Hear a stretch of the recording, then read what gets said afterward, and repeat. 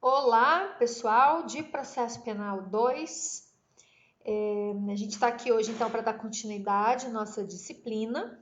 Nesse semestre, nós já iniciamos aula passada, na semana passada, continuando o estudo da ação processual penal. Então, nós fechamos a análise das iniciativas, né? Ação penal de iniciativa pública e ação penal de iniciativa privada, princípios de cada um desses dois tipos de ação de iniciativa pública e privada e também as espécies de ação penal pública, espécies de ação penal privada.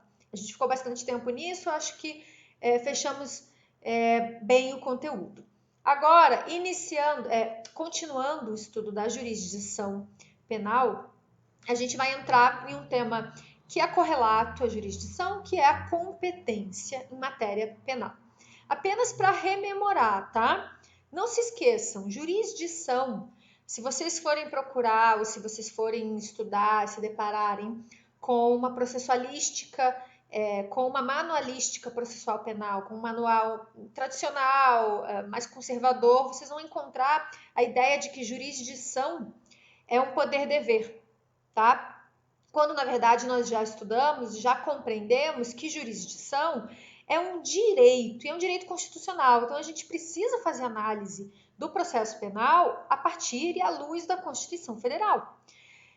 Nesse sentido, a gente precisa compreender a jurisdição como um direito de toda pessoa, de todo imputado, ser julgado por um juiz. Não basta ser um juiz togado, concursado, passou lá no concurso da magistratura. Um juiz natural, imparcial, que julgue o processo, que julgue sobre os fatos em um prazo razoável de duração, tá? Então, são características primordiais que fazem parte do direito de jurisdição. Um juiz natural com competência estabelecida ex ante facto, antes do fato, ou seja, se proíbe e se veta tribunais de exceção. Um juiz imparcial que se mantenha imparcial, distante das partes do início ao fim do processo e que não atue de ofício durante o processo. E um juiz que julgue esse caso, que decida sobre os fatos impostos pela acusação em um prazo razoável.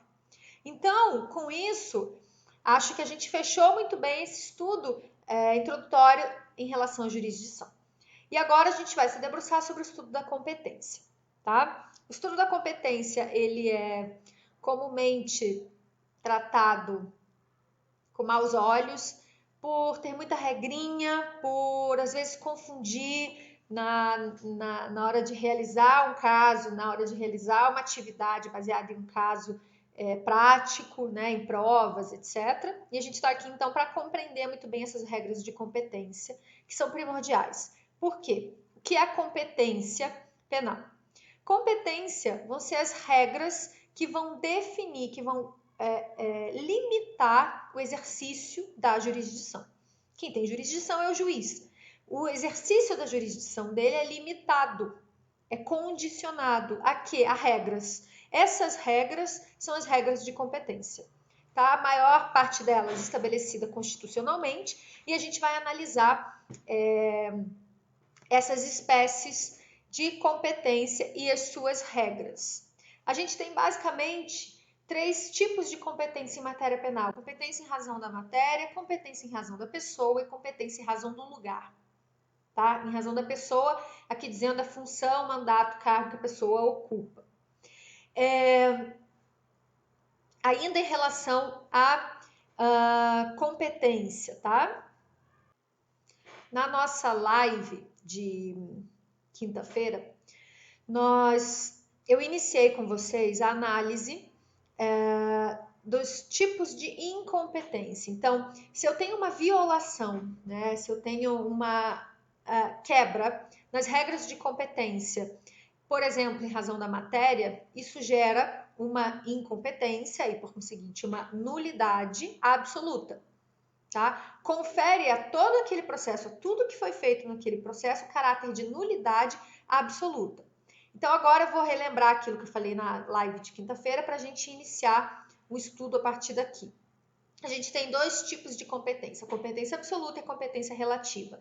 Faço o adendo e a observação de que uma leitura mais em consonância com a Constituição Federal nos leva a analisar, né, e a refletir sobre a necessidade de que qualquer tipo de competência em matéria penal, ela deve levar a uma nulidade absoluta.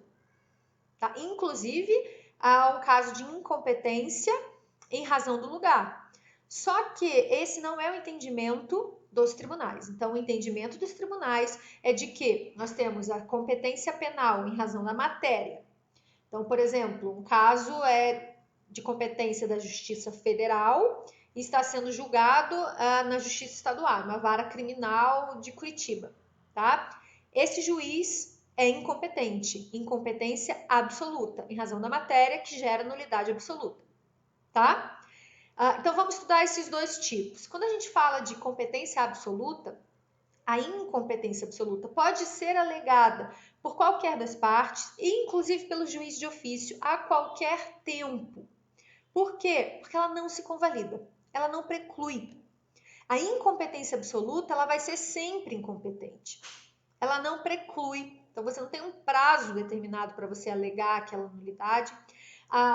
O prejuízo é presumido, então você não precisa, preste atenção nisso que é bem importante. Não há necessidade, então o juiz ou qualquer das partes, no caso o Ministério Público, não pode pedir para que o juiz requisite a defesa demonstrar o seu prejuízo, porque o prejuízo é presumido, tá? Não raras vezes, juízes requisitam a defesa para que a defesa demonstre prejuízo sofrido. E na dificuldade de a defesa conseguir comprovar um prejuízo sofrido, o processo toca. Então, aqui a gente tem uma grande problemática envolvendo uma matéria de competência, uma matéria de nulidade absoluta, que deve ser radicalmente confrontada e analisada à luz da Constituição Federal.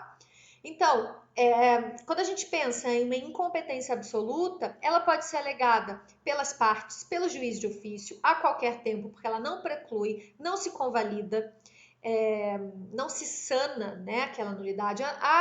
O prejuízo é presumido, não há necessidade de a defesa ou de a parte demonstrar o prejuízo sofrido, tá, o gravame. Os efeitos que advém de uma nulidade absoluta, advindo de um caso de incompetência absoluta, gera efeitos ex tunc. Então, o processo ele é considerado nulo, então é invalidado no seu todo, tá? E nada do que foi feito ali deve ser aproveitado. Ex tunc. Quais são os tipos de competência penal que geram incompetência absoluta, nulidade absoluta? A competência em razão da matéria. Então, a matéria da Justiça Federal, a matéria da Justiça Estadual, da Justiça Comum Federal, da Justiça Comum Federal, a matéria da Justiça Militar Federal Estadual, a matéria da Justiça Eleitoral, tá? É o que a gente vai ver a partir da próxima aula. E competência penal em razão da pessoa, ou em razão da função, do cargo, do mandato ocupado pela pessoa, tá? A gente também vai ver mais para frente. Agora, a gente tem a competência penal em razão do lugar da infração, do lugar em que se consumou o crime, que, conforme eu já disse para vocês, pela maioria, majoritariamente pelos tribunais, é considerado como uma competência relativa, tá? O que significa uma competência relativa?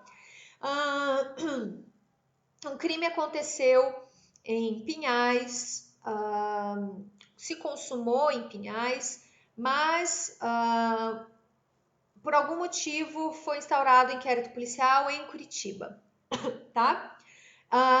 O juiz que vai decidir os requerimentos solicitados pela autoridade policial naquele inquérito policial de Curitiba, que vai ser um juiz de Curitiba, ele é relativamente incompetente.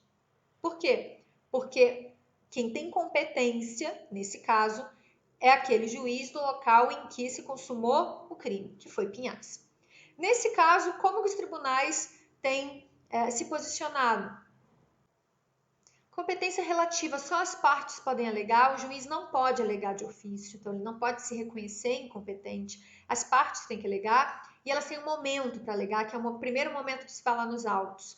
Se perderem esse momento, aquilo que era considerado nulo, incompetente, em razão da preclusão, se convalida, se sana, digamos assim. E também é preciso se comprovar ou se demonstrar o prejuízo ou o gravame sofrido, tá? O único caso de competência penal que é considerado relativa é em razão do lugar da infração em que se consumou o crime.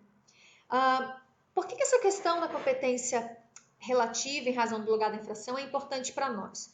Porque com a reforma proveniente pela Lei 13.964, então proveniente do pacote anticrime, nós temos uma grande inovação, como vocês sabem, que é a figura do juiz de garantias.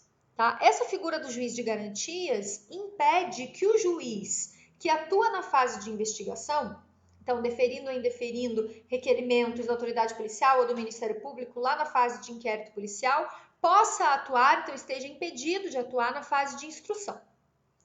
Então, um sistema de dois juízes, do doble juez, um juiz que vai atuar na fase de investigação, juiz de garantias, e um juiz que vai atuar na fase de instrução, juiz da instrução.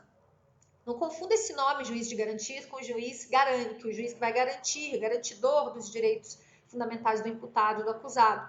O juiz da instrução, que não se chama juiz de garantias, segundo esse sistema, ele é garantidor dos direitos fundamentais do acusado. Tá? Então, o juiz de garantias é o juiz que vai atuar na fase de investigação. Recebeu, rejeitou a denúncia. Caso seja recebida a denúncia, esse inquérito policial deve ser excluído fisicamente do processo, dos autos do processo e ficar guardado lá na secretaria. Dessa forma, daqui para frente, um outro juiz que vai atuar do zero, digamos assim, que vai ter originalidade cognitiva e que vai poder presidir a instrução processual penal. Beleza, o que isso tudo tem a ver com o que a gente está tratando aqui? Com a figura do juiz de garantias, faço parênteses de que está suspenso por força da decisão do ministro Luiz Fux, de 22 de janeiro desse ano, suspenso temporariamente, tá? Mas a gente tem que estudar essa figura. Com a introdução, então, da figura do juiz de garantias, o que se espera que aconteça futuramente, quando seja julgado pelo pleno, quando nós pensamos em competência relativa em razão do lugar, né? E aqui a gente precisa pensar no critério de prevenção quando isso acontece. Por exemplo, não se sabe exatamente qual o juiz competente, qual o juízo competente, e aí torna-se competente, o juiz torna-se prevento, competente, aquele que primeiro tem alguma atitude naquela investigação. Então, aquele que é primeiro chamado a agir naquela investigação. Está rolando uma investigação em determinado circunscrição, e aí a autoridade policial daquela investigação requisita ao juiz determinado procedimento, determinada medida cautelar, e aquele juiz que primeiro decidir torna-se o juiz competente, ele é prevento, que primeiro atuou. Quando a gente pensa essa questão da prevenção, à luz do pacote anticrime, então, a Lei 13.964, a gente precisa ressignificar isso por dois motivos. Primeiro, porque a prevenção é causa de exclusão de competência. O juiz prevento, que estabelece a competência, sobre o qual se estabelece a competência, exclui a competência de outro juiz, tá? E dois, a prevenção tem que ser pensada também como causa, desdobramento do primeiro, de fixação da competência, quando existirem vários juízes, por exemplo, tá, em uma determinada comarca, aquele que antecede os demais na prática de algum ato na investigação preliminar passa a ser o prevento, ou seja, passa a ser o juiz de garantias prevento. Estão entendendo? E aí, eu queria fazer a leitura com vocês do artigo 3º-D, tá, do CPP, que friso novamente, está suspenso por força da decisão do ministro Luiz Fux, mas que diz o seguinte: o juiz que na fase de investigação praticar qualquer ato incluído nas competências dos artigos 4º e 5º ficará impedido de funcionar no processo. Pensem comigo, então, essa questão. Imagina, eu tenho vários juízes numa comarca e por um critério de prevenção, pelo critério de prevenção, um determinado juiz que primeiro atua naquela investigação torna-se prevento, puxa para si, atrai para si a competência. Tá? Atraiu para si a competência, aquele juiz de garantias, prevento, rola a investigação, ele recebe a denúncia. Recebeu a denúncia, passa para o outro juiz. Um juiz, vamos nomear aqui de juiz B, esse juiz é o juiz da instrução, tá? Que não pode ter contato com o que aconteceu lá na investigação, vai ser o juiz da instrução. Digamos que depois surge um crime conexo que vai ser investigado e aquele mesmo juiz de garantias prevento vai ser o juiz que vai atuar também deferindo ou indeferindo requerimentos nessa investigação do crime conexo, tá? Por esse motivo, o juiz que a gente nomeou aqui de juiz B, o juiz da instrução, também vai ser o juiz B, o juiz da instrução prevento desse novo crime conexo, caso ele seja recebida essa denúncia proveniente dessa outra investigação. Deu para entender? Então, essas questões relativas à competência, elas são muito... são detalhes e elas são muito importantes porque elas podem macular, elas podem evadir defeitos, elas podem violar alguma regra, que é uma regra de imposição da jurisdição e que é uma regra de limitação da jurisdição e que não pode ser violada. Mesmo essas regras que se consideram de competência relativa, elas são importantes, elas são fundamentais, elas podem prejudicar a defesa, tá? Acho que seria isso então, por hoje. Então, na próxima aula, a gente vai começar a tratar mesmo das regras de competência, especialmente regras de competência das justiças chamadas especiais em matéria penal, que são a justiça militar e a justiça eleitoral. Tá bom? Vejo vocês na próxima aula. Tchau, tchau!